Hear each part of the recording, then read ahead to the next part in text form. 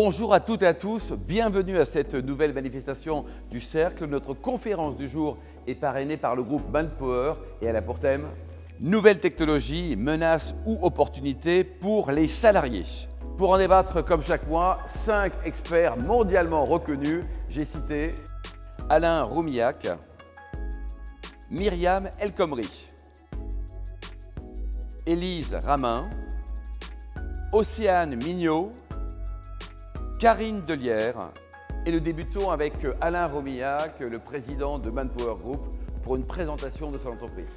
Bon, bonjour à toutes et à tous. Manpower Group, nous sommes au cœur des sujets de transformation RH et de transformation digitale. Donc, au travers de nos 3 marques, Manpower, les métiers du travail temporaire et du recrutement, Experis, une société, une entreprise de services numériques avec près de 4000 collaborateurs aujourd'hui en France.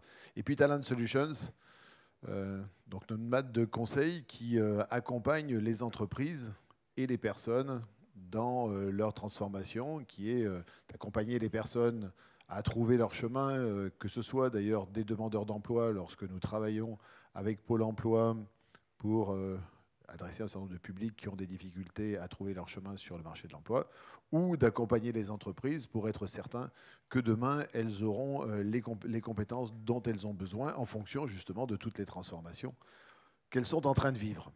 Alors on parle de transformation, les tendances, quelques chiffres également Alain, quelques données. Alors, d'abord, on est sur un marché de l'emploi qui est un peu atypique, c'est-à-dire qu'on est dans une économie qui est quand même dans une phase, non pas de récession, mais en tout cas où l'activité est moins forte que ce que l'on a pu vivre, par exemple, donc après le Covid, et sur lesquelles on a des tensions de recrutement qui sont extrêmement importantes. Donc aujourd'hui, les entreprises ont du mal à trouver les compétences dont elles ont besoin. Alors c'est lié à plusieurs phénomènes. D'abord, c'est qu'à 7%, dans ce pays, on se rapproche du plein emploi. Je pense que Myriam sera d'accord, elle aurait bien souhaité à ce moment-là être à 7%, mais à 7%, j'ai quelque part, la plupart des gens qui ont la capacité à s'insérer sur le marché du travail relativement facilement sont déjà insérés. Donc il faut faire un accompagnement plus fort pour pouvoir, et en particulier, aller vers ce qui est l'objectif du président de la République. Pour aller à 5% de chômage, il faudra qu'il y ait un accompagnement, une formation, mais pas que simplement une formation, pour faire en sorte que ces gens puissent répondre justement à ce que sont les demandes sur le marché. Et puis on vit, et je pense qu'on en débattra aujourd'hui dans nos échanges, et puis on vit des changements sociologiques qui sont relativement importants. Aujourd'hui, l'équilibre vie professionnelle, vie privée devient absolument critique. Et puis, il y a tout ce sujet du sens au travail, le fait de vouloir, moi que je traduis plutôt, de vouloir, d'avoir besoin de parler positivement du travail qui est réalisé et de l'entreprise dans laquelle on est. Et donc, une notion aussi de respect, que chacun puisse être accompagné, puisse être traité avec un grand respect, qu'on puisse lui donner des perspectives d'évolution de carrière sans doute plus rapides que ce que l'on a eu par le passé, parce qu'il faut accepter, c'est que les gens s'ennuient plus vite dans leur mission. Et donc tout ça fait que quand on est avec ces phénomènes où aujourd'hui on a un marché de l'emploi où la plupart des gens, encore une fois, qui sont employables le sont, et qu'on a ces évolutions sociologiques qui font que l'attente des salariés est plus importante, ça crée des mouvements, ça crée du turnover et ça crée des difficultés de recrutement qui continuent à exister malgré une conjoncture plutôt morose. Tes vidéos à Lucienne, comment se porte le millésime 2023 ? Effectivement, je fais partie d'une association qui a réintroduit le vin à Louvciennes. Donc, je ne sais pas si vous savez où c'est, mais c'est dans la banlieue ouest de Paris, entre Saint-Germain et Versailles, au pied de l'Aqueduc, justement, qui emmenait l'eau de la Seine à Versailles. Écoute, les vendanges se sont bien passées. Nous pensons que nous allons faire 1500 bouteilles avec nos 800 pieds. Et voilà, et donc c'est un retour aux sources, puisque au début encore du XXe siècle, il y avait 60 hectares de vignes à Lucienne, puisque tout était géré un peu en autarcie. Donc, le vin qui était bu en région parisienne était produit en région parisienne, bien évidemment. Le phylloxéra et le développement des moyens de transport a fait que tout ça a disparu. On a voulu recréer cet environnement. Et je te remercie, ça se porte bien. Ça se passe bien. En plus, un excellent rapport qualité-prix. Myriam, on parle des grandes tendances actuelles. Donc moi, je fais du conseil en ressources humaines. J'ai une équipe de 150 consultants au sein du groupe Diosiassi, qui est plus connu, cher Alain, en tant que courtier en assurance et prévoyance notamment. Et on salue. Tout à fait. Au-delà de ça, donc, sur les grandes tendances, bon, je crois qu'Alain a adressé, en effet, on est dans une situation où il y a à la fois une pénurie de main-d'œuvre, mais on sent quand même depuis ce début d'année 2023 qu'il y a des difficultés dans bon nombre de secteurs. Au-delà de cela, ce qui nous intéresse aujourd'hui, c'est aussi la question des ruptures technologiques. Et c'est vrai que la question des ruptures technologiques, où chaque époque, finalement, a le sentiment de vivre une rupture majeure. Et quand on regarde l'histoire, et je ne vais pas remonter à la roue et à l'imprimerie, mais quand même au mouvement de le ludisme, au 19e siècle aussi en Angleterre, on voit bien que ces révolutions industrielles ont permis une lame de progrès majeure. Et on a quand même ce sentiment, et on ne va pas parler de destruction créatrice, mais on a quand même un regard un peu ambivalent par rapport aux révolutions technologiques et aux révolutions numériques, plus particulièrement. Et c'est vrai que là, on est aujourd'hui touché notamment par l'intelligence artificielle. Alors, si on regarde concrètement les études, il y avait la grande étude qui a fait le plus de bruit, on en parlait juste avant, c'est celle qui est sortie en 2013 d'Oxford, qui expliquait que 49% des emplois aux États-Unis allaient être supprimés par la révolution technologique. 49%.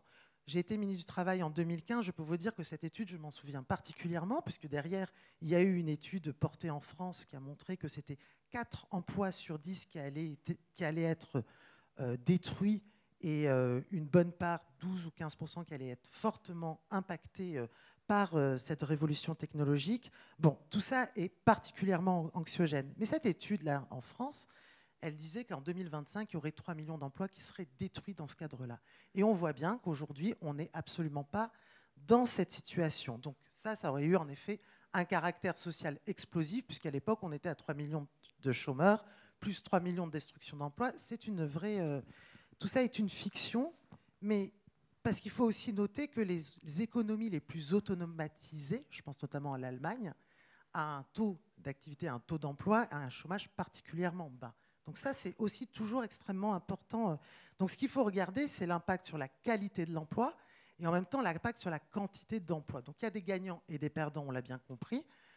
Le Conseil national numérique a montré qu'en 15 ans, finalement, la révolution technologique avait créé 1,2 million d'emplois, et on avait détruit 500 000. Donc on se dit le solde est plutôt positif, mais non, il y a des gagnants, il y a des perdants, parce que les emplois qui sont créés sont des emplois fortement qualifiés et les emplois qui sont détruits sont peu qualifiés et souvent féminisés. Donc le sujet, c'est qui sont les victimes. Donc il y a de la destruction, il y a de la création, mais il y a aussi beaucoup de transformation. Et donc ce qu'on va peut-être essayer de porter aujourd'hui, c'est quels sont les leviers, comment anticiper et qui peuvent en être les victimes et quelle politique on met en face de ces potentielles victimes. Élise, donc toi tu es la nouvelle DRH de ce groupe Pierre et Vacances. Depuis combien de temps? Depuis un mois. Ta vision des choses, on parle des grandes tendances, Élise, et la technologie. Donc le marché du travail en matière de technologie, le marché du travail, on peut dire, c'est la rencontre de l'offre et de la demande. Donc offre de services de personnes qui ont des compétences, des talents, savoir-faire, et la demande d'entreprises pour des profils spécifiques. L'accélération de la numérisation du digital, de l'intelligence artificielle qui arrive dans toutes les fonctions d'entreprise. Ce n'est pas seulement l'informatique, c'est également l'industrie 4.0 qui s'est largement robotisée, automatisée, des questions d'automation, mais également dans les services. On parle aujourd'hui d'industrialisation dans les services. On a des plateformes, on a des ERP intégrés et multiples. Les entreprises sont peut-être aujourd'hui à la croisée du renouvellement de leurs solutions digitales. Et c'est là où elles sont aussi en train d'étudier jusqu'où elles vont mettre de l'intelligence artificielle, jusqu'où elles vont pousser le curseur. Et on se pose aussi la question, quid des emplois, opportunités, menaces. Et sur le marché de l'emploi, sur la demande, on peut avoir peur d'un déséquilibre. D'un côté, une pénurie sur les postes très qualifiés, technologiques, techniques, mais également sur des postes où auparavant on demandait une connaissance des packs office, une capacité à utiliser des outils technologiques. Ça devient une véritable demande d'avoir des profils de personnes qui connaissent un système intégré, qui ont la compréhension de comment fonctionnent des flux, comment fonctionne la data, et ça on le retrouve partout.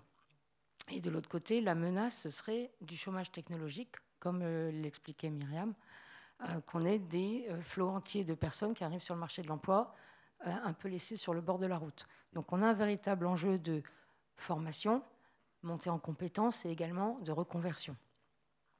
Cette transformation disruptive que représente l'arrivée du digital plus, excusez-moi, je cherche mes mots, mais donc c'est l'intelligence artificielle dont tout le monde parle. Il y a une étude publiée par la London School of Economics and Political Science au mois de mai qui fait un parallèle entre la première révolution industrielle et celle à laquelle on est à l'aube de la quatrième, et qui dit, oui, effectivement, on aura une disruption assez forte du marché de l'emploi. On peut avoir des pertes, mais sur la durée, ce qu'on remarque, c'est qu'il y a eu plus de création d'emplois que de destruction. C'est aussi le déplacement du travail, c'est-à-dire que la digitalisation aujourd'hui permet d'avoir une reconfiguration des équipes et de la coopération qui peut être mondiale, transférée. Donc on travaille aussi différemment. Et les organisations ont à réinventer leur mode de travail. Et pour attirer les talents, les fidéliser et les retenir, ça fait partie aussi de la nouvelle équation. Et le marché également doit tenir compte de l'allongement de la durée de vie au travail et de l'enjeu des seniors par rapport à cette révolution numérique qui est déjà là. Yes, Élise. Alors, Océane, ton livre, là, on comprend très bien le titre, hein, la transformation digitale des entreprises, il a tellement bien fonctionné que tu vas le ressortir en janvier, c'est ça ? C'est ça, en janvier 2024, il va y avoir une réédition. Réédition, Donc, et actualisée également. Ah bien sûr, c'est l'objectif de la réédition. Alors la réédition, oui. C'est ce que j'ai appris. Oui. Il faut avoir au moins changé 30% du bouquin. Ah c'est vrai ? Ah ouais, autrement il n'y a pas de réédition. Bon, ça va. Alors, quelle est ta vision des choses ? Là, on parle des tendances aujourd'hui, donc toi tu es une spécialiste de tout ce qui est transfo et digital ? Oui, enfin en tout cas c'est ce qu'on dit. Moi, je voulais vous parler un peu de statistiques qui sont assez récentes, 2023. On a parlé de beaucoup de choses. Là, je pense mes amis ont parlé de beaucoup de choses et je ne voudrais pas répéter la même chose. Donc, du coup, parlons statistiques et surtout sur des statistiques récentes. La valeur du marché de l'apprentissage automatique s'élèvera à 302 milliards de dollars d'ici 2023. Cette année, le marché de l'IA devrait contribuer pour 15,7 trillions de dollars à l'économie mondiale. Et donc là, on a des chiffres qui sont mondiaux, qui ne sont pas essentiellement sur la partie France, bien sûr. Le coût de l'IA dans les centres d'appel atteindra 7,8 milliards de dollars en 2023. D'ici 2024, ChatGPT pourrait générer 1 milliard de dollars de revenus, sachant que ça dure depuis pas longtemps. Je ne sais pas si vous avez beaucoup d'entreprises qui, au bout de 2 ans, génèrent ce genre de revenus. Après, déjà 40% des adultes qui ont un assistant vocal en 2023, c'est à peu près 8,4 milliards qui seront utilisés d'ici l'année prochaine. D'ici 2025, 100 millions de personnes travailleront dans le domaine de l'intelligence artificielle. La part mondiale de l'IA dans le commerce devrait atteindre 24,1 milliards en 2028. Et en 2025, la présence de l'AI pourrait supprimer jusqu'à 7% des emplois aux États-Unis. Alors, vous donner ces chiffres, c'est juste vous mettre un petit peu, au niveau mondial en tout cas, quels sont les chiffres qu'on a. Et ça prouve bien que quand même, on est dans le sens du vent.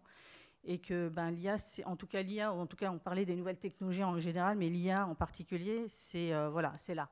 Et on doit fonctionner avec. Alors, je voulais aussi vous parler de 2 menaces. Donc, un, c'est l'automatisation et le remplacement des emplois. Et on en a parlé un peu juste avant. Donc, pour vous donner une idée un petit peu, dans des exemples, vous avez eu Amazon qui a supprimé des emplois essentiellement manuels, bien entendu, par des robots. les a remplacés par des robots assez récemment. Et puis il y a quelques jours, vous avez dû entendre parler dans les médias, l'entreprise Onclusive qui a licencié 217 personnes dans une entreprise qui en a 380 à cause de l'IA. Donc ça, c'est des réalités.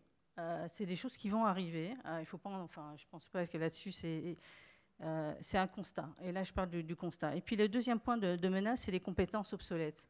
Comme on l'a dit juste avant, ben, voilà, il y a des compétences qui, demain, ne seront plus utiles. Et selon donc, une étude de l'OCDE de 2019, 14% des emplois actuels pourraient disparaître dans les prochaines années du fait de l'automatisation, et 32% pourraient être radicalement transformés. Alors c'est avec cette réalité qu'il faut fonctionner. Mais une fois qu'on a parlé des menaces, ben non, il y a beaucoup d'opportunités. Je pense que c'est ça qu'il faut retenir aussi. Hein. On ne change pas pour changer, on change pour améliorer. Et 2 points, alors j'aime les stats, hein, ça vous avez dû remarquer, en tout cas les études. Donc selon l'Organisation internationale du travail, l'IA pourrait créer plus d'emplois qu'elle en détruit. Et ça, je pense que ça, c'est ce qu'il faut retenir. Et selon une autre étude de l'ONU, la plupart des emplois et industries sont plus susceptibles d'être complétés que remplacés par l'intelligence artificielle. Et c'est ce qu'il faut aussi retenir comme deuxième idée. Sur les opportunités, on parle de création de nouveaux emplois. Alors, j'en ai cité quelques-uns. Vous avez dû entendre les data science, les ingénieurs en robotique, les éthiciens de l'IA. Alors, l'éthicien de l'IA, c'est extrêmement important. Ça ne doit pas vous dire grand-chose, je pense, aujourd'hui. Tout simplement parce que lorsqu'on met en place des nouvelles technologies, et notamment l'intelligence artificielle, il y a l'éthique. L'éthique, c'est qu'est-ce qu'on a le droit de faire et qu'est-ce qu'on n'a pas le droit de faire, parce qu'on pourrait faire n'importe quoi avec ça. Et donc, aujourd'hui, il se pose des questions, c'est-à-dire qu'on est en train de développer un certain nombre de technologies aujourd'hui qui peuvent faire beaucoup de choses, positives comme négatives, hein, et qui peuvent être dangereuses, en tout cas en termes de données, en termes de... Voilà. Et la question qu'on se pose aujourd'hui, c'est comment rendre tout ça éthique. Et donc, il va y avoir des gens dans les entreprises qui vont réfléchir sur cette partie-là, je pense. Et pas que les entreprises, l'État aussi, je pense qu'il y a... pour vous donner un exemple... dans l'automobile autonome, vous imaginez une voiture où dedans il n'y a personne, et puis il se passe ce qui doit se passer pour tout le monde, c'est-à-dire un jour un accident, c'est-à-dire que la voiture a le choix entre renverser un enfant ou se cracher contre un arbre. Donc soit vous tuez l'enfant, soit vous tuez les gens qui sont dans la voiture. Qui décide? La voiture? Voilà. C'est là où l'éthique est importante. C'est qu'à un moment, quand on produit en tout cas des innovations basées sur l'IA, on a besoin de se poser quand même certaines questions morales et qui ne sont pas faciles, hein, mais en tout cas qui ne doivent pas être... dont les réponses ne sont pas les réponses de l'intelligence artificielle, mais bien de l'être humain. Voilà, bon, ça c'est un certain nombre de nouveaux métiers qu'il va y avoir. Et puis ce qui est important aussi, c'est ce qu'on disait depuis tout à l'heure, c'est que la formation est extrêmement importante aussi. Et aujourd'hui, on a aussi une vision à la formation qui est extrêmement différente de ce qu'on a eu jusqu'à présent. La formation continue, c'est-à-dire qu'en fait, ce qui se passe aujourd'hui, les nouvelles technologies, c'est simplement le début. Et on va devoir former de façon continue les collaborateurs. Ce n'est pas une formation one-shot, hein, pour lui dire je vais te mettre à niveau sur l'IA ou je vais te mettre à niveau sur les nouvelles technologies, non. Parce que ça change tout le temps. Si on suit un peu l'actualité sur l'intelligence artificielle, ce que je fais régulièrement, c'est incroyable. Chaque semaine, il y a un truc incroyable qui sort. Et pour vous dire que si on suit pas, ça signifie simplement que dans l'entreprise derrière, il faut que les collaborateurs puissent suivre cette évolution et être formés régulièrement. Pour vous donner une idée, il va y avoir aussi, est-ce qu'on disait, une pénurie sur aussi ces compétences. Et aujourd'hui, il y a des entreprises qui s'organisent, notamment Google, qui a créé en fait une initiative qui s'appelle Grow. Cette initiative a pour objectif en fait de créer du e-learning, en fait, de la formation pour mettre à niveau des gens sur les nouvelles technologies. Alors, elle ne le fait pas parce que c'est fun et qu'il faut le partager avec tout le monde. Hein. Elle le fait tout simplement parce qu'elle-même a des problèmes de recrutement. Voilà. Sur les autres opportunités dont je voulais aussi vous parler, c'est les conditions de travail. Ça, vous les avez tous vécues. Ces nouvelles technologies, elles amènent le travail à distance. Vous avez tous l'explosion du travail à distance, la collaboration en ligne, Zoom, Teams et autres, l'aménagement du bureau à domicile aussi. Et puis, ça amène aussi dans votre quotidien l'utilisation de l'IA aussi dans l'innovation. On utilise tous aujourd'hui, en tout cas, c'est quelque chose qu'on va intégrer de plus en plus. Et puis, sur l'automatisation des tâches répétitives aussi, l'intelligence artificielle aidera énormément. Alors, les défis, et moi, j'en ai identifié 2, des défis sur lesquels les nouvelles technologies, on doit en tout cas être assez vigilant. C'est le chômage technologique, c'est-à-dire les emplois obsolètes, on en parlait tout à l'heure. Il faut s'adapter, se reconvertir. Et puis les risques psychosociaux, c'est-à-dire que ces nouvelles technologies vont amener aussi du stress, une relation à la machine différente. Enfin, voilà. Et tout ça, il faut en tenir compte aussi dans la vie, notamment l'équilibre vie professionnelle et vie privée. Et puis moi, j'ai envie de vous dire, si je devais donner au moins 3 conseils, j'en donnerais que 3. 1, développer la formation continue. 2, faire accepter plus de flexibilité sur les emplois. Il faut essayer de faire comprendre aux salariés qu'il faut changer de métier quelquefois, parce qu'on aura des pénuries en termes de certaines compétences. On aura des excédents sur d'autres compétences, mais je pense qu'il y a un truc entre les deux qui fait qu'on peut peut-être certains les amener sur de nouvelles compétences et en tout cas amener les collaborateurs à se poser des questions sur ces sujets-là. Et puis le dernier, c'est le respect entre l'équilibre vie privée et vie professionnelle, parce que ça a vite fait de vous bouffer quand même cette histoire. Voilà. Merci Océane. Karine, alors donc toi Karine, tu auras un nouveau job lundi, c'est ça? Et même si tu es depuis 25 ans chez L'Oréal et que tu adores ton boss, qu'on aime tous ici, Jean-Claude Legrand, c'est ça? Exactement, tout à fait. C'est quoi le job à partir de lundi? Directrice du recrutement de la France pour L'Oréal. Parfait. Voilà. Quelle est ta vision des choses côté nouvelles tendances? Oui, alors juste en préambule, tout le monde connaît L'Oréal. L'Oréal, dans le monde, c'est 88 000 collaborateurs, 16 000 recrutements et 25 000 recrutements de jeunes gens de moins de 30 ans, que ce soit pour des stages, pour des apprentissages, etc.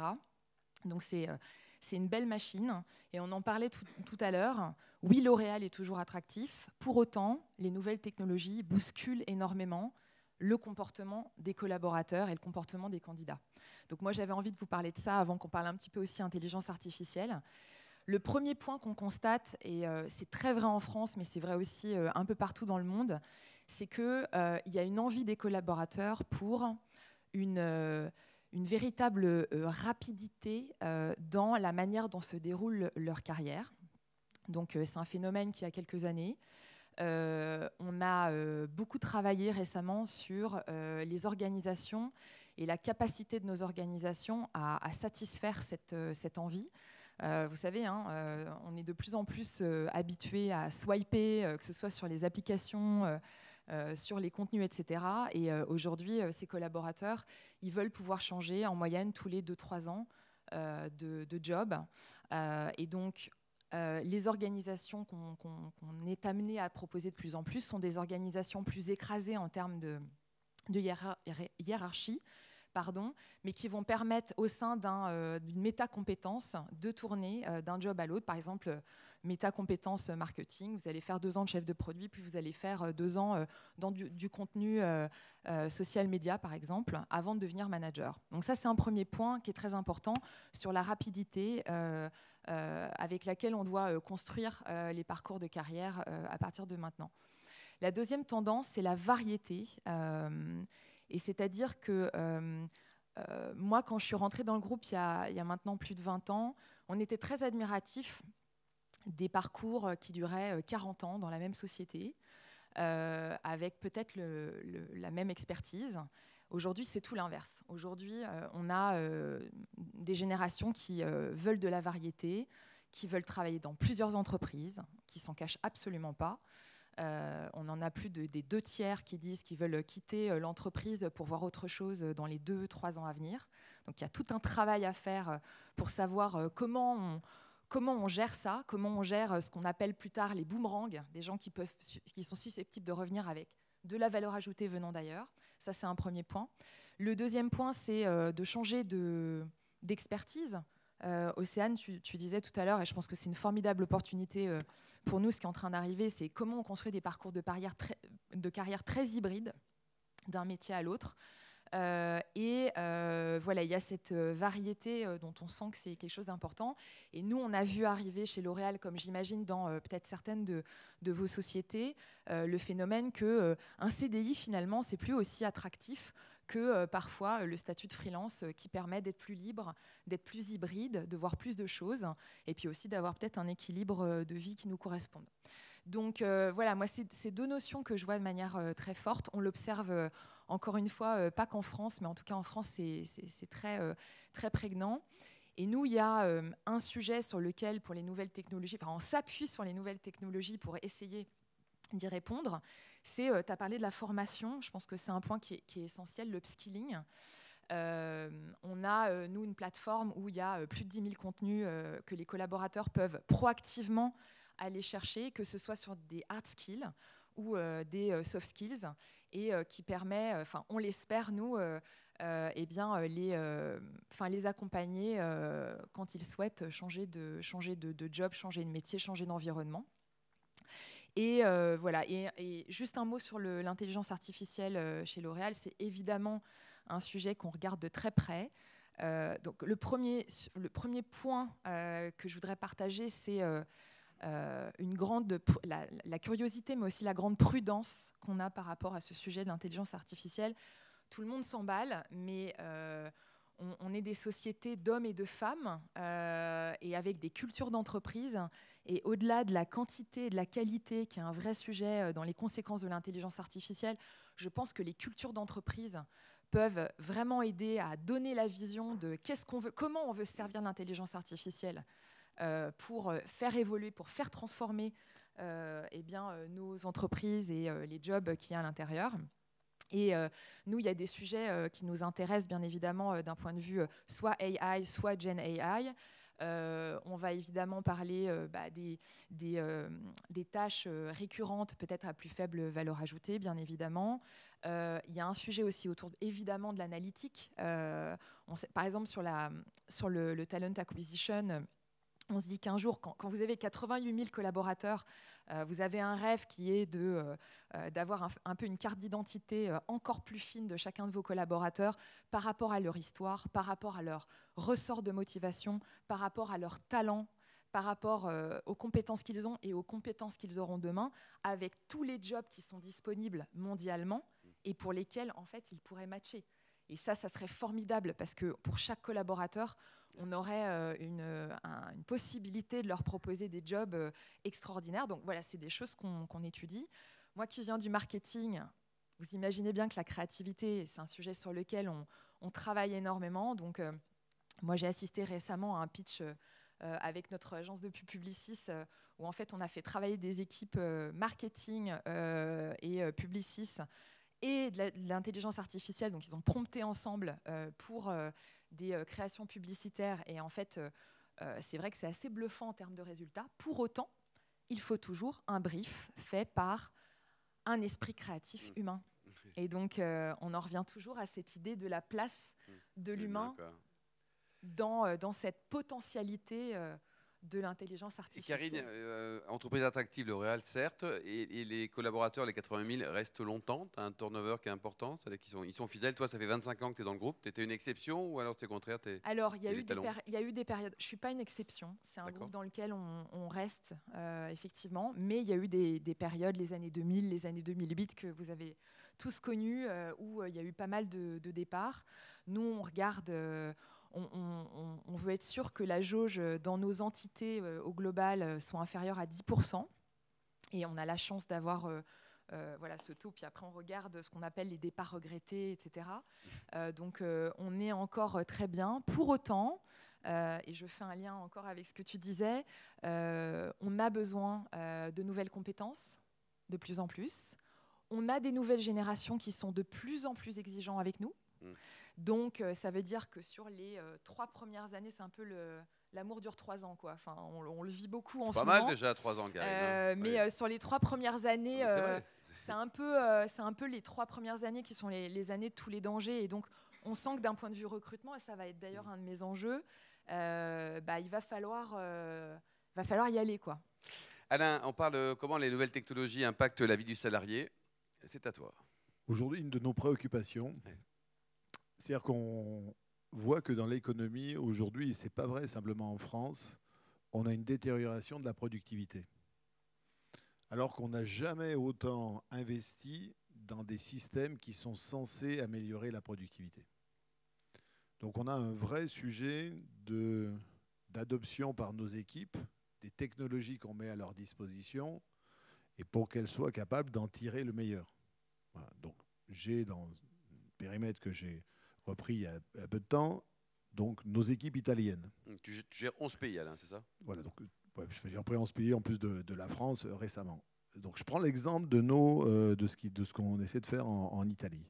Donc on vient de changer nos systèmes qui nous permettent justement de faire le matching entre les candidats que l'on a et les demandes des entreprises. Et donc pour aider nos équipes, on a développé en utilisant des outils d'intelligence artificielle, donc des outils qui permettent de faciliter le matching et qui permettent entre autres d'ailleurs, y compris à nos équipes, parce que dans un certain nombre de cas, on n'est pas capable de traiter toutes les commandes que l'on a, et donc de dire voici quelles sont les commandes qui sont les plus faciles à traiter, et voici quels sont les candidats qui matchent le mieux avec la demande. Bon. Et on a un énorme problème d'adoption de la part de nos équipes de ces sujets-là, parce qu'elles ont eu l'habitude de travailler donc, suivant un certain nombre de modes, elles connaissent les gens, elles connaissent leurs clients. Elles disent non, mais moi, je vais continuer comme par le passé. Alors que l'on voit que quand on regarde la différence de performance entre ceux qui utilisent le système tel qu'on leur a mis en place et ceux qui continuent, entre guillemets, de travailler à l'ancienne, on a des différences de productivité et de performance qui sont absolument massives. Donc, la question, c'est la question de la gestion du changement. Est un sujet important. Pour moi, en tout cas, en ce qui nous concerne, on a souvent le sentiment que finalement, on en met trop à disposition de nos équipes. Elles ont une difficulté à tout absorber et que donc peut-être d'ailleurs, on dépense trop ou on dépense pas bien donc sur les sujets de technologie et plus d'ailleurs on va aller vers des systèmes sophistiqués et on dit les outils à base d'intelligence artificielle, ils sont là pour augmenter la performance des personnes. Mais on ne pourra avoir l'augmentation de cette performance que si on a une adoption, une maîtrise de ces outils, une acceptation de ces outils.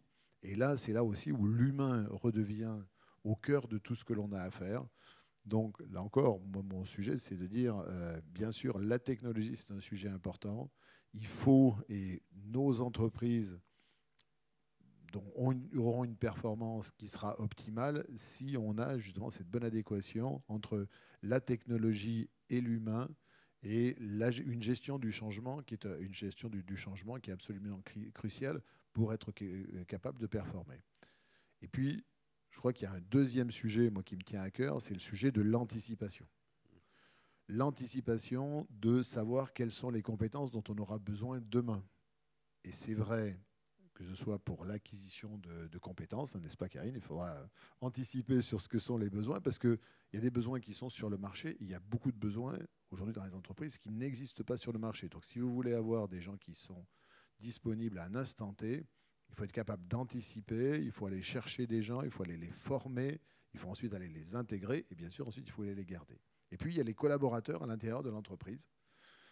Et eux-mêmes, ce n'est pas du jour au lendemain qu'on décide, je mets en place un nouveau système, il faut changer de compétence, dans 2 mois, il faut complètement rechanger. Là encore, la patte humaine, il faut la travailler sur la durée. Donc il faut savoir à 2, 3, 5 ans, quelles sont les compétences, comment est-ce que les compétences dans l'entreprise vont devoir évoluer pour pouvoir anticiper, mettre les gens en mouvement, mettre les organisations, que les organisations s'adaptent, que les personnes s'adaptent, que ceux d'ailleurs qui considèrent qu'ils n'ont pas envie de faire cet effort et qui peuvent retrouver sur leur job actuel des jobs à l'extérieur, on soit capable de les accompagner vers l'extérieur. Mais ce sujet d'anticipation pour pouvoir avoir les compétences dont on aura besoin avec l'intégration de toute cette technologie et cette gestion du changement, ce sont les sujets qui, à mon avis, sont absolument critiques pour le futur. Merci Alain. Myriam, d'ailleurs, au sein de la société Diosiassi, il y a combien de collaborateurs au total dans le groupe? 5000. 5000. 3000 en France. L'attractivité, on parlait de L'Oréal qui est, j'allais dire, naturellement attractive comme entreprise et puis elle le mérite. Est-ce que c'est facile de trouver des talents qui sont spontanément tombés amoureux de l'assurance? Bah, moi, je les recrute dans le conseil en ressources humaines, donc pas dans Ouais, l'assurance. c'est vrai. Donc c'est vrai. Après, c'est vrai qu'on a beaucoup d'actuaires dans le métier de l'assurance. Ouais. On parle aujourd'hui des data scientists, data analysts. Finalement, on fait des pôles études en mettant toutes ces personnes-là. Et je crois que les regards croisés sont hyper intéressants. Donc, en effet, c'est des contenus de métier qui évoluent. Mais l'assurance, comme les banques, sont très impactées par les nouvelles technologies, notamment sur les gestionnaires. Voilà, sur rentrer les primes d'assurance, etc. On sait que ces métiers-là vont être disruptés. Et d'ailleurs, il y a de plus en plus dans les entreprises des développements, d'autant plus que maintenant elle est un petit peu plus simplifiée, c'est la validation des acquis de l'expérience. Il y a quelques expérimentations en cours.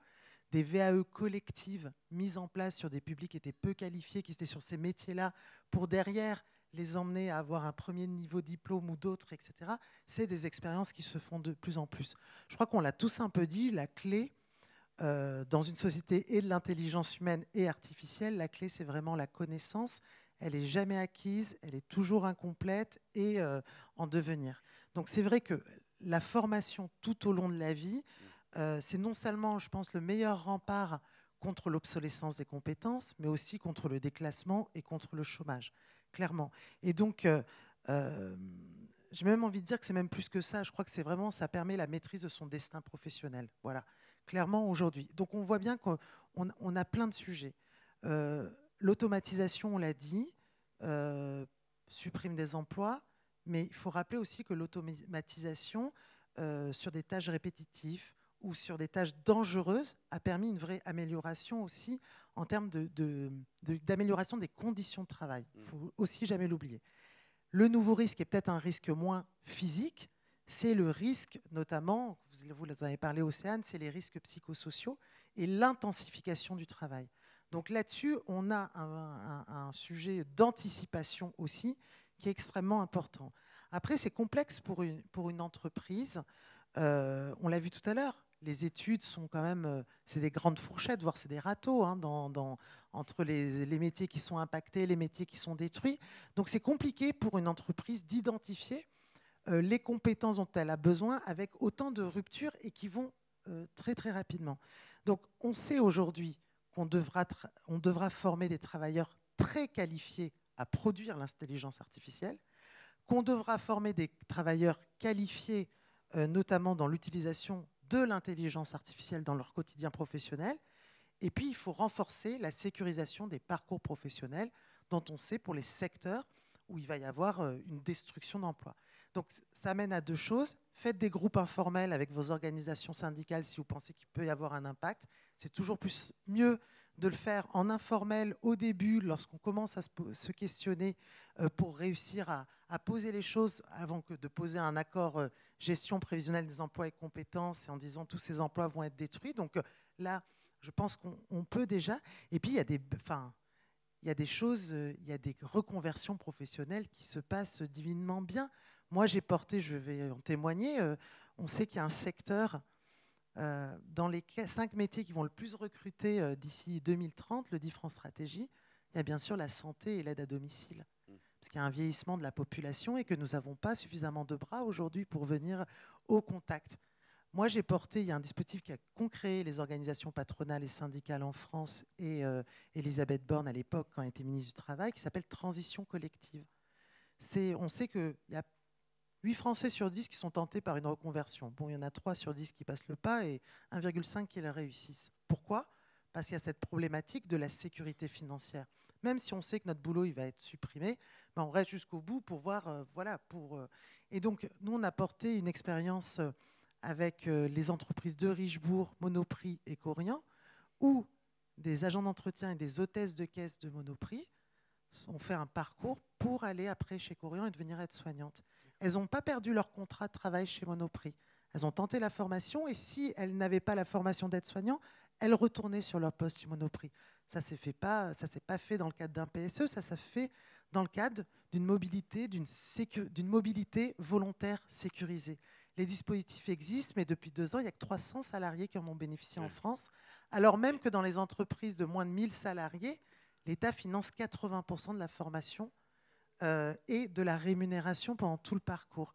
Donc voilà, il y a quand même des outils aujourd'hui qui existent, qui facilitent cette reconversion, et donc il me semble qu'il faut s'en saisir. Et tous les salariés savent qu'il faut se former parce qu'il y en a qui sont réfractaires à la formation, qui ne veulent pas se former, ils veulent rester comme ils sont. C'est ce que disait Alain, pourquoi pas les... Quand vous voyez des caisses automatiques entourées des... Il faut se poser des questions quand même. Hein. Il y a quand même... le sujet, c'est que nous, on avait fait avec Jérôme Fourquet de l'IFOP une étude sur la transformation des métiers. C'est un peu vieux, c'était en 2019. Mais on avait fait 2 focus group, l'un sur l'assurance, l'un sur le métier d'hôtesse de caisse.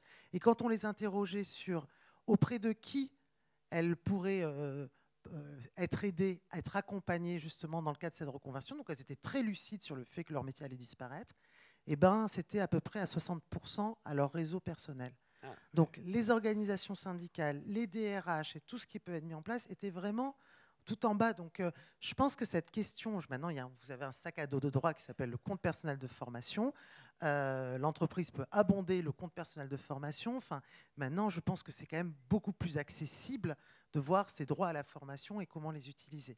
Après, il faut que ce se fasse bien sûr en lien avec les entreprises. Élise, alors comment intégrer les nouvelles technologies au sein des entreprises? La question est posée, tu as 3 heures. Merci. Non, 4 minutes suffiront.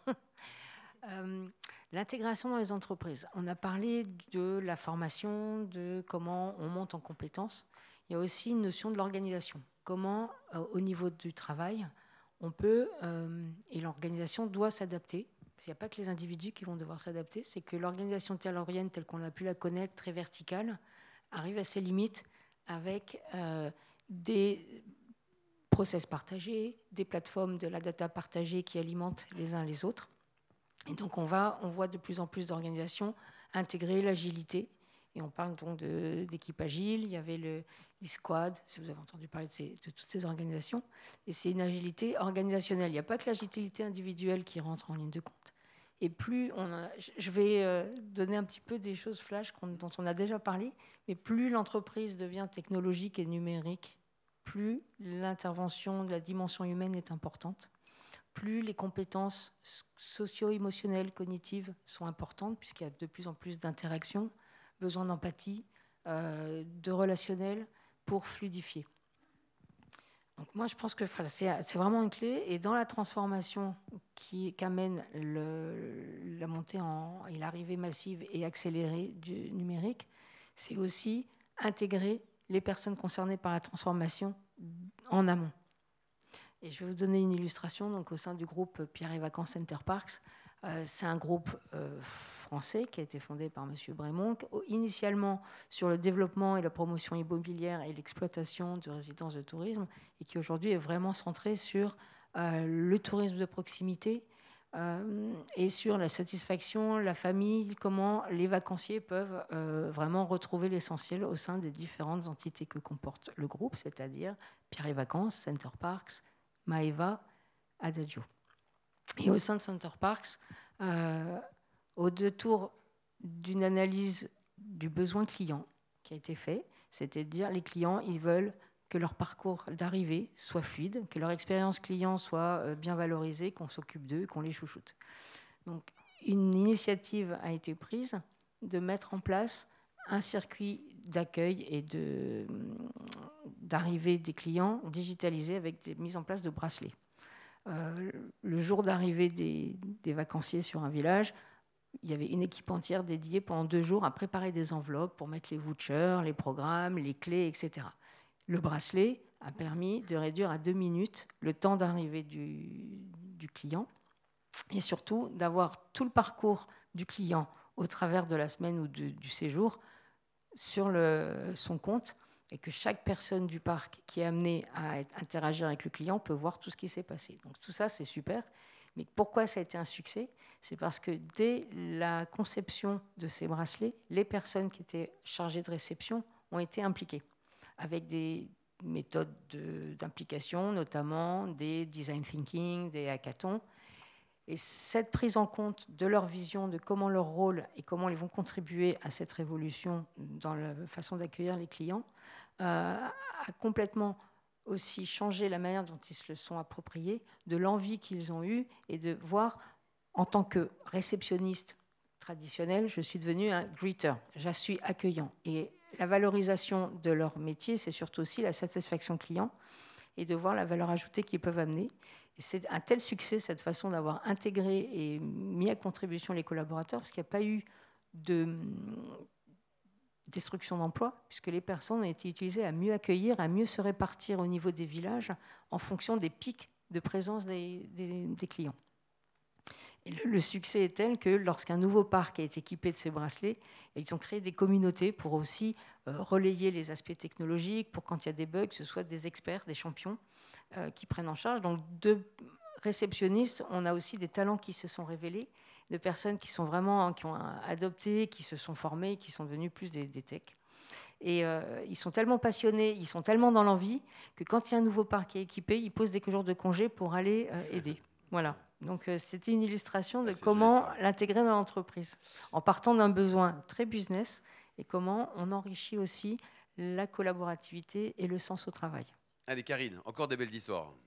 Alors, moi, sur les nouvelles technologies et comment on arrive à les intégrer dans l'entreprise, j'ai une vision assez claire et je vais rejoindre ce qu'a dit Alain tout à l'heure.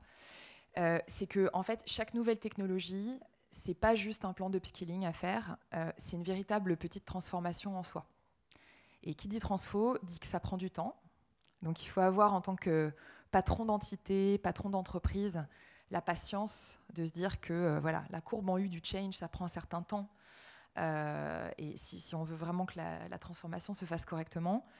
Et pour moi, il y a 3 facteurs clés de succès, en tout cas dans ce que j'ai pu voir dans les transformations technologiques chez nous. Le premier, c'est de répéter le pourquoi, le why, tout le temps. Enfin, ça paraît bête, mais d'avoir une équipe dirigeante qui explique pourquoi c'est si important d'avoir cette nouvelle technologie, et surtout ensuite, en descendant dans les entités, qu'est-ce que ça va apporter à l'entité, qu'est-ce que ça va apporter aux collaborateurs.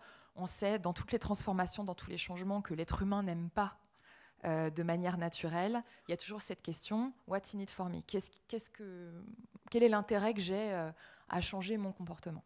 Donc il faut répondre à cette question avec les équipes opérationnelles et être bien sûr aligné entre dirigeants et opérationnels et avoir ce discours-là en permanence.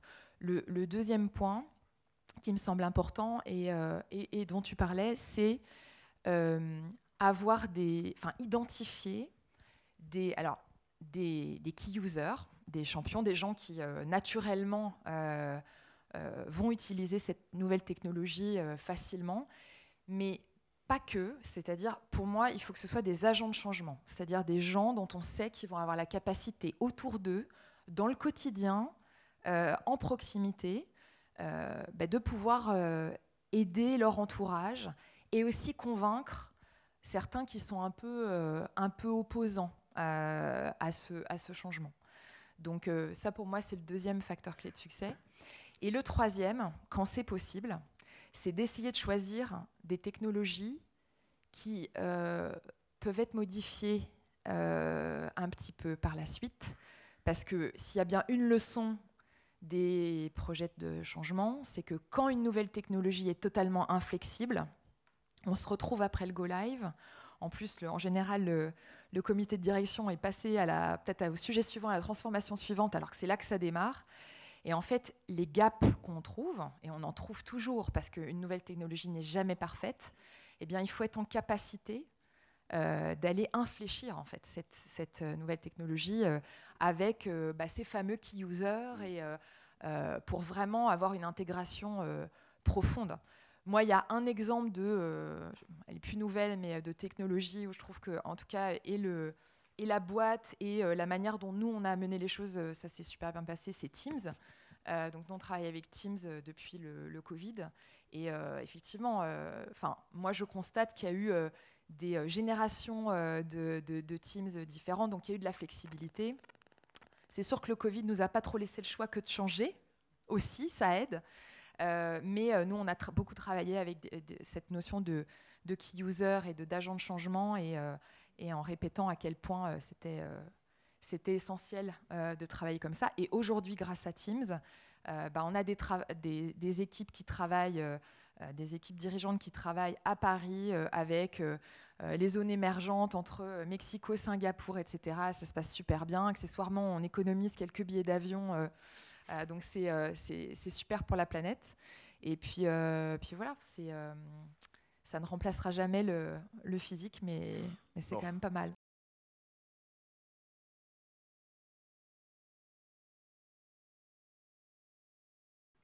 Je vais parler des baromètres sociaux. Alors, on fait des baromètres sociaux, on demande aux salariés comment ils vont, comment vont les managers, etc.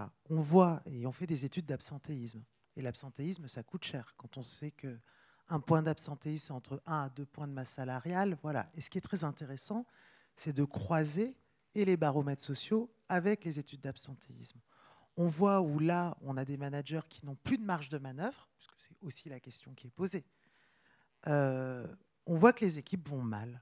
À terme, les équipes vont mal. Alors, dit autrement, l'absentéisme des cadres et des managers intermédiaires n'a jamais été aussi important dans notre pays.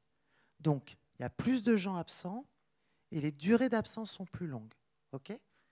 Si on regarde les jeunes qui arrivent sur le marché du travail, on sait que l'absentéisme de courte durée, les 1 à 3 jours qui désorganisent, etc., sont le fait aujourd'hui des jeunes de moins de 30 ans. Donc à chaque fois, vous interrogez un chef d'entreprise, vous dit l'absentéisme, c'est les seniors. Oui, sur les arrêts longs, en raison de maladies, etc. Mais on voit bien que de l'autre côté, on a ces phénomènes. Et ces phénomènes, ils sont quand on fait, après qu'on accompagne et qu'on pose des questions, c'est la question des marges de manœuvre de mon rôle de manager. C'est-à-dire qu'aujourd'hui, le sentiment de ne plus avoir, de ne plus pouvoir jouer ce rôle, finalement, d'apporter, d'être un peu entre des injonctions un peu contradictoires. Et cette difficulté-là, on la sent. Alors, pourtant, il y a la science managériale et on sait que, mais on la considère peut-être, j'espère que dans votre école, on la pratique, enfin j'imagine, mais on fait peu de choses quand même de l'enseignement qu'on a de la science managériale. Et donc là-dessus, je ne vais pas être trop long parce qu'il y a énormément d'études qui le montrent, mais on voit bien qu'avec cet impact d'intensification du travail, de risques psychosociaux, de volonté bien évidemment de concilier sa vie personnelle, vie professionnelle, de cette jeune génération qui arrive sur le marché du travail, les rituels managériaux sont aujourd'hui plus qu'essentiels. Voilà. Karine, Élise, Océane, Alain. Je rebondis sur ce que Myriam vient de dire. Les rythmes managériaux et surtout les managers sont un petit peu déroutés et peuvent être en panique par rapport à ce qui se passe. Et la peur, ça fait fuir. Et moi, ce que je peux constater, c'est qu'il y a aussi une fuite managériale et il faut aider les managers à reprendre confiance, à réapprendre à remettre du lien. Et c'est par le lien qu'on engage, qu'on retient et qu'on motive et qu'on développe. Voilà. Océane, le machine learning, c'est sexy ? Moi, j'ai une fille qui est dans une école de commerce sur la partie qui se pose des questions d'existentiel là-dessus. Quelle école ? Néoma. C'est bien. Et pas aussi bien que l'IPAC, mais c'est pas mal. Ouais. Non, je pense que la question est beaucoup plus profonde que ça. Enfin, si je puis me permettre sur la partie analyse, je pense que la jeune génération aujourd'hui se pose des questions sur leur existence, sur l'intérêt du travail en fait, tout simplement. C'est-à-dire, ils sont beaucoup plus attirés par la création d'une start-up, par être autonome, avoir plus de responsabilités. Aujourd'hui, ils se retrouvent dans une grosse boîte, ils ont tout sauf ça. Et ils se posent des questions. Et ce que je trouve fantastique, personnellement, c'est qu'ils se la posent à leur âge, alors que moi, j'ai mis beaucoup d'années à me la poser. Et je trouve qu'ils comprennent vachement plus vite que nous. Il faut aussi arrêter de se poser les questions à un moment donné. Il faut travailler aussi un peu quand même. Ouais. Mais en tout cas, non, mais moi, je les trouve plus courageux, très honnêtement, personnellement. Oui. Je les trouve bien plus courageux que notre génération. Et voilà, donc je trouve que la question est bonne, mais elle est bien plus compliquée que ce qu'on pourrait répondre là collectivement. Je pense que c'est vraiment un fait de société aujourd'hui et il y a un vrai sujet. Hein. Karine ? Oui, donc la quête de sens, on l'entend. Moi, j'ai des gens qui quittent mon organisation en me disant, voilà, j'ai vu le rapport du GIEC, je veux monter ma boîte, je veux faire du vêtement solidaire. Enfin voilà, je l'ai vécu, donc je vois très très bien. Et ça marche ou pas dans le vêtement solidaire ? Après, c'est toute la question de l'impact et de ce que ce jeune a envie d'accomplir. Ils sont prêts à diviser parce que L'Oréal, vous payez bien les gens, à diviser leur salaire pour oui, autre chose. Mais bien sûr que oui, parce que cette quête de sens, elle est tellement importante Et surtout, dans peut-être les 10 premières années de carrière, finalement, il y a moins à risquer que quand on est dans une entreprise depuis 15 ans et puis qu'on commence un peu à s'installer, etc. Donc, du coup, moi, je trouve ça extrêmement admirable parce que c'est une forme de courage énorme que de se dire non, moi, je vais essayer de poursuivre mon rêve. Donc, évidemment, en entreprise, on travaille sur des sujets de sens aussi. Nous, on réfléchit beaucoup en fait à comment, au-delà du job qu'ils peuvent avoir chez nous, ils peuvent aussi s'investir dans des projets en parallèle qui sont des projets de type RSE, diversité, etc. Enfin, on a vraiment toute une batterie de choses. On peut leur proposer même de quitter L'Oréal pendant 6 mois dans une start-up, dans une fondation, puis de revenir après. Enfin bon, il y a plein de possibilités. Mais c'est vrai que c'est quelque chose qui est là. Et voilà. Et peut-être qu'un jour, faudra qu'on propose à des collaborateurs qui travaillent 4 jours avec nous et puis un jour dans une association. Enfin voilà, c'est des nouveaux modèles qu'il faudra qu'on invente. Donc ça, c'est pour la question du sens. Et par rapport à vos étudiants qui étudient les nouvelles technologies, etc., moi, je me dis, c'est des gens qui vont, sur certains sujets, en savoir plus que les collaborateurs qui sont chez nous. Donc en fait, pour moi, ça va créer un dialogue hyper intéressant. Parce que pour le coup, et ça c'est peut-être une réflexion que moi j'ai par rapport aux universités, aux écoles avec lesquelles on travaille, c'est dans quelle mesure toute la partie soft skills, on parlait tout à l'heure de maturité, etc. Aujourd'hui, compte tenu du monde qui nous entoure, on a besoin d'avoir une jeunesse qui est outillée sur le time management, l'énergie management, comment je gère mon énergie, comment je gère mon temps de travail, etc. Et c'est des choses qu'on ne voit pas encore assez, je trouve. Dans l'enseignement, en tout cas pré-entrée en entreprise. Mais en tout cas, le dialogue de je suis expert dans un domaine, je vais t'expliquer comment on fait, ça peut créer des très belles choses pour un début de carrière.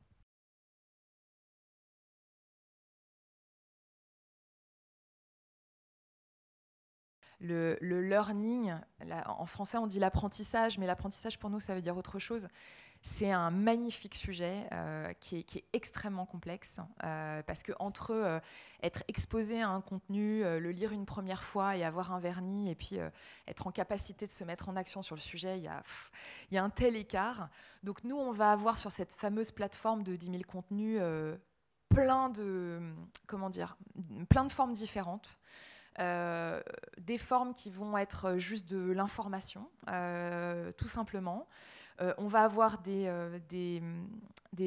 contenus de learning où vous allez avoir un test à la fin, en fait, pour savoir si vous avez retenu les notions essentielles. Et après, il y a des sujets sur lesquels on tient absolument à avoir un contact physique avec nos collaborateurs.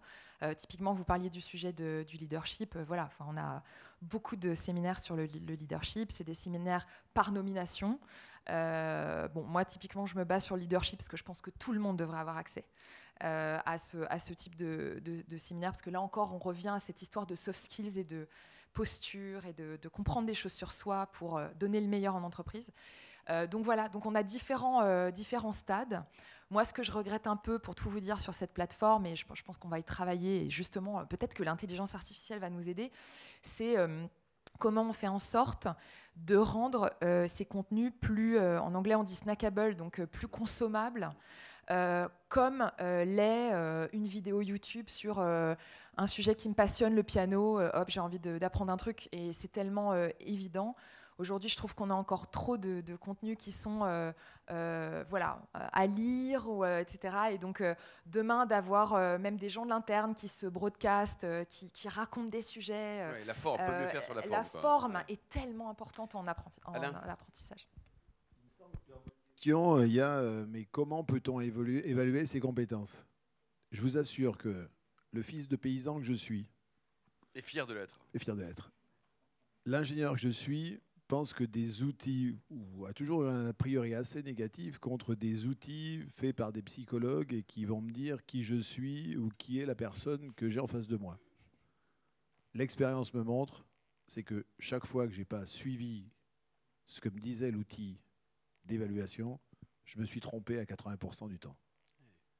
Donc, voilà, c'est là Comme encore... quoi, le bon sens paysan, finalement. Ben, comme quoi, donc il y a des outils. Encore une fois, ce sont des outils. Il ne faut pas non plus, il y a des gens qui prennent ça comme étant la règle, parce qu'il faut y apporter chaque fois son jugement. Mais en tout cas, sur l'expérience montre, et c'est ce que nos équipes de recrutement utilisent donc avec nos clients pour les aider à faire leur choix, je peux vous assurer que ce sont des outils extrêmement puissants, très pertinents, voilà, et que quand on considère que ceux qui vous disent c'est pas ce que vous avez ressenti, la majorité du temps, vous vous rendez compte que vous vous êtes trompé. Sur en fait le digital learning, on peut aussi faire une interaction humaine avec des cours qui sont en visio, qui sont faits par des personnes, des vraies personnes, pas que de l'intelligence artificielle. Et ce qui est important, c'est que ce soit bien rythmé pour que cognitivement on puisse intégrer ce qu'on est en train d'apprendre. Pour les évaluations, on peut faire des évaluations en ligne. Et moi, j'ai aussi un petit retour d'expérience, c'est que j'ai commencé à faire du recrutement avec Skype en 2011, tout simplement parce que j'étais sur un périmètre géographique qui couvrait depuis le nord de l'Europe jusqu'à l'Afrique du Sud, et donc je n'allais pas me déplacer pour faire des recrutements. Et j'ai commencé à utiliser Skype, ce qui était quand même assez pratique. 12 ans après, on est tous passés avec le Covid par un usage plus intensif de la visio, et en fait, cognitivement, on a aussi appris à mieux détecter et calibrer physiologiquement ce que ressent l'autre personne, comment elle réagit, est-ce que les contacts visuels, les contacts du body language, on les intègre beaucoup plus facilement. Et aujourd'hui, je suis faite de me dire, on rencontre des gens en visio, on travaille en visio, et un jour on se voit en vrai, et on se dit, ah bah ça change rien en fait. Et je trouve que là, nous, collectivement, humains, on a aussi ajouté des compétences, on s'est amélioré. Myriam, avant la dernière question. On a acheté chez Diocesi récemment une start-up qui s'appelle Test un métier. Alors, je suis tout à fait d'accord avec ce que vous avez dit tous les deux sur ces outils, mais en fait, quand on a acheté cette start-up, parce qu'on se rendait compte que ça permet de faire du vie ma vie. Oui. Voilà, mais on ne rencontre pas un recruteur. On rencontre quelqu'un qui fait le métier. Et c'est super intéressant, ces rencontres. Parce qu'à cette occasion-là, on voit bien qu'on arrive vraiment à harponner la personne, parce qu'on travaille bien sûr pour des entreprises qui sont en pénurie de main-d'œuvre, donc c'est l'objectif. Mais ce qui est extrêmement intéressant, c'est les questions qui sont posées et qui sont complètement différentes, parce qu'il y a soit des ambassadeurs du métier, soit des recruteurs. Et ce n'est pas du tout les mêmes questions et ce n'est pas du tout la même rencontre qui se passe. Et moi, je trouve ça aussi extrêmement intéressant, au-delà d'envoyer un CV, tous ceux qui développent d'autres méthodes de recrutement aujourd'hui. Et le CV vidéo, il y a quelques années, était aussi les prémices de cela. C'est-à-dire, quand on a peu de lignes sur son CV, faire une vidéo et raconter ce qu'on est, finalement, ça marche bien. Voilà, et ça peut vraiment matcher derrière.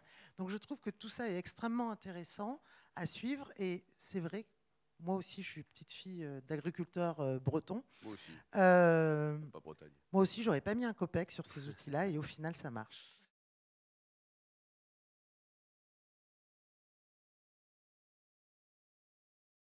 On a posé une question à nos clients en disant, mais demain, quelles sont les compétences qui seront les plus importantes dans l'entreprise?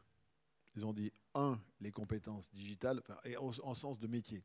1, les compétences digitales. 2, les compétences RH. Alors, beaucoup de gens pensent que on a truandé l'étude, parce que comme les DRH sont souvent nos clients, en disant, tu leur donnes l'avenir. Mais je pense que c'est un peu la synthèse, et tu l'as dit tout à l'heure que je faisais une demi-synthèse avant, c'est qu'aujourd'hui, technologie et ressources humaines, les deux vont ensemble, voilà, dans un monde qui est changeant, mais je crois que le monde a toujours été changeant, et en particulier quand il y a des gens, alors pardonnez-moi, c'est mon grand âge sans doute qui me permet de dire ça, il y a plein de gens qui disent mais non, mais les jeunes, ils voient plus le monde comme nous, donc ils feront en sorte que le monde sera très différent. Et je leur dis oui, c'est vrai, les 68 arts auront sans doute été les plus grands exploiteurs de la Terre. Donc ça donne quand même un certain avenir sur le sujet. Bon, ceci étant, une fois qu'on a passé la boutade, donc effectivement, il faut qu'on intègre aussi ces nouvelles générations, ces nouvelles attentes, d'ailleurs, qui ne sont pas que celles des nouvelles générations. Et donc, c'est l'enjeu que nous avons, que ce soit au niveau enseignement, dans nos entreprises, au niveau des pouvoirs publics, que d'être capable d'accompagner ces mutations. Myriam l'a aussi bien dit, avec toutes ces mutations technologiques, on voit depuis maintenant 20 ou 25 ans ce qu'on appelle une polarisation de l'ensemble de la population. beaucoup de métiers de classe moyenne qui disparaissent, et donc on a soit des gens qui sont sur des métiers très qualifiés, soit des gens qui sont sur des métiers peu qualifiés. Donc comment est-ce que d'ailleurs on réussit à faire société tous ensemble dans ce monde-là? Comment est-ce qu'on donne des opportunités à tout le monde et aux enfants de tout le monde pour pouvoir naviguer dans ce monde-là, et encore une fois, et dans nos entreprises? Comment est-ce qu'on a cette capacité de pouvoir anticiper, de pouvoir utiliser au mieux la technologie qui va nous permettre de gagner sur nos marchés, tout en faisant en sorte que nos collaborateurs soient capables de s'y retrouver. Voilà, je pense qu'on a les moyens de le faire, encore une fois, à partir du moment où on a bien compris que la technologie et l'humain, les deux vont de pair, et que c'est ensemble qu'on réussit.